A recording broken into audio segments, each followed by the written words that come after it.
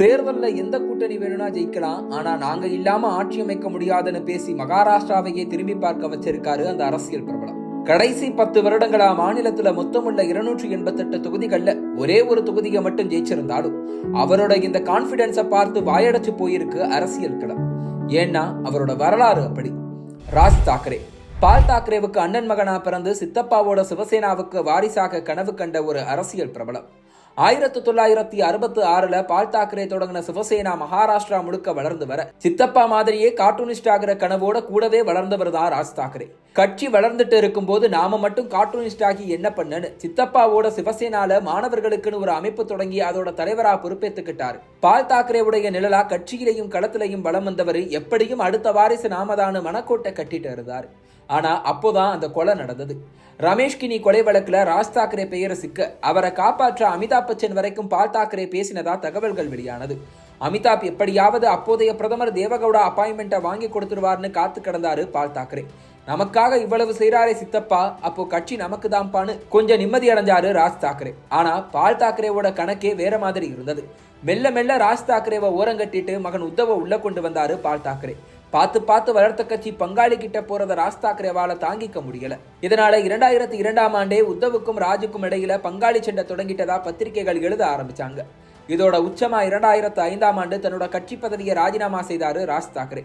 அடுத்தது என்னன்னு எல்லோரும் எதிர்பார்த்து காத்திருக்க 50 வருஷத்துக்கு முன்னாடி பால் தாக்கரே தன்னோட கட்சியை அறிவிச்ச அதே சிவாஜி பார்க்ல கூட்டத்தை கூட்டினாரு. கட்சிக்குள்ள மரியாதையை மட்டும்தான் கேட்டேன், ஆனா கிடைச்சதெல்லாம் அவமானம் மட்டும்தான் படபடன்னு குற்றப்பத்திரிகையை வாசிக்க தொடங்கினாரு.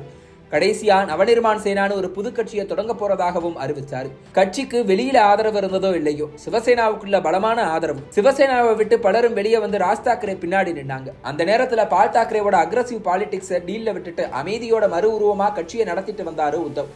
இதனால களத்துல இருந்த வெற்றிடத்தை நிரப்புற மாதிரி அக்ரசிவ் மோடுக்கு மாறினாரு ராஜ் தாக்கரே. மராத்தியர்களுக்கு ஆதரவாகவும் இந்தி பேசும் வடமாநில மக்களுக்கு எதிராகவும் அவர் பேசிய ஒவ்வொரு பேச்சும் களத்தையே அதிர வச்சது. ஆஸ்திரேலிய வீரர்கள் மும்பையில விளையாடக்கூடாதுன்னு போர்க்கொடி தூக்கினது தொடங்கி ஜெட் ஏர்வேஸ்ல பணி நீக்கம் செய்யப்பட்டவங்களுக்கு திரும்ப வேலை வாங்கி கொடுக்கிற வரைக்கும் பூந்து விளையாடினாரு ராஜ் தாக்கரே. ஒரு பக்கம் இந்துத்துவம், இன்னொரு பக்கம் மராத்தி மக்கள்னு அவர் பண்ணின அரசியல்னால சிவசேனாவுக்கு எக்ஸிஸ்டென்ஷியல் பிரச்சனையே உருவாச்சு. அது 2009 நடந்த தேர்தலையும் எதிரொலிச்சது.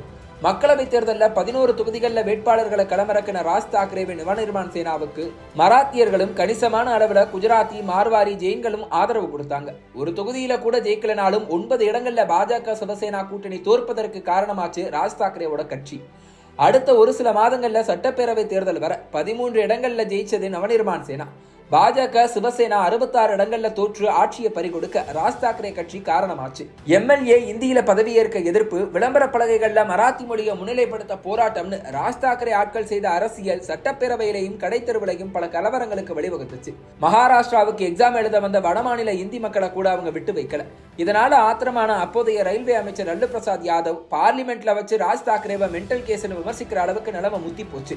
ஆனாலும் ராஜ் தாக்கரே வளர்ச்சியை யாராலையும் கட்டுப்படுத்த முடியல. 2012 நடந்த முனிசிபாலிட்டி தேர்தலில் சிவசேனா கோட்டையான மும்பையில 27 இடங்களை பிடிச்ச நவநிர்மாண் சேனா புனேல 40 இடங்களை ஜெயிச்சு அதிர்ச்சி வைத்தியம் கொடுத்தது.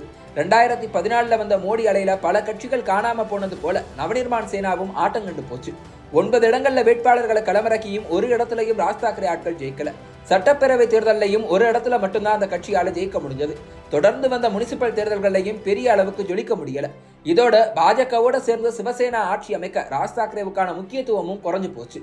2019 தேர்தல்களையும் ராஜ் தாக்கரே கட்சியால பெரிய அளவு ஜொலிக்க முடியல. நவநிர்மாண் சேனா மறுபடியும் ஒரு இடத்துல மட்டும்தான் ஜெயிச்சது. ஆனா இன்னொரு பக்கம் உத்தவ் தாக்கரே தன்னோட மகன் ஆதித்ய தாக்கரேவை ஓர்லி தொகுதியில ஜெயிக்க வச்சு அடுத்த அரசியல் வாரிசை உருவாக்கினாரு. பாஜக முதலமைச்சர் பதவியை விட்டுக் கொடுக்கலன்னதும் உடனே காங்கிரஸ், தேசியவாத காங்கிரஸ் கூட்டணி பக்கம் தாவி சிஎம் சீட்டையும் பிடிச்சாரு. இதையெல்லாம் பார்த்து அதிர்ச்சியாகி இருந்த ராஜ் தாக்கரே ஒரு வழியா சுயநினைவுக்கு திரும்பி 2024 மக்களவை தேர்தலில் சிவசேனாவை உடைச்ச ஷிண்டே பாஜக உருவாக்கி இருந்த மகாயுதி கூட்டணிக்கு ஆதரவுன்னு சொல்லி அவங்களுக்காக சுத்தி பிரச்சாரம் செஞ்சாரு. என் கட்சி போட்டியே போடலனாலும் பரவாயில்ல, உத்தவ் அணியில யாரும் ஜெயிக்க கூடாதுன்னு உறுதியா இருந்தாரு ராஜ் தாக்கரே. ஆனா தேர்தல் முடிவுகள் அவரோட விருப்பத்துக்கு எதிராக இருந்தது. உத்தவ் அங்கம் வகிச்ச மகாவிகாஸ் அகாடி அதிகமான தொகுதிகளில் ஜெயிச்சது. இதனால அதிருப்தியான ராஜ் தாக்கரே இனி பாஜக கூட்டணியை நம்பி பலனில்லைன்னு அசம்பிளி எலெக்ஷன்ல தனிச்சு போட்டின்னு அறிவிச்சாரு. அதோட உத்தவ் மகனை களமிறக்கின மாதிரி தானும் தன்னோட மகன் அமித் தாக்கரேவை களமிறக்கி இருக்காரு. ஆனா ராஜ் தாக்கரேவுக்கும் மகாயுதி கூட்டணிக்கும் இடையில ஒரு மறைமுக அக்ரிமெண்ட் இருக்கிறதா மகாவிகாஸ் அகாடி கூட்டணி குற்றம் சாட்டுது.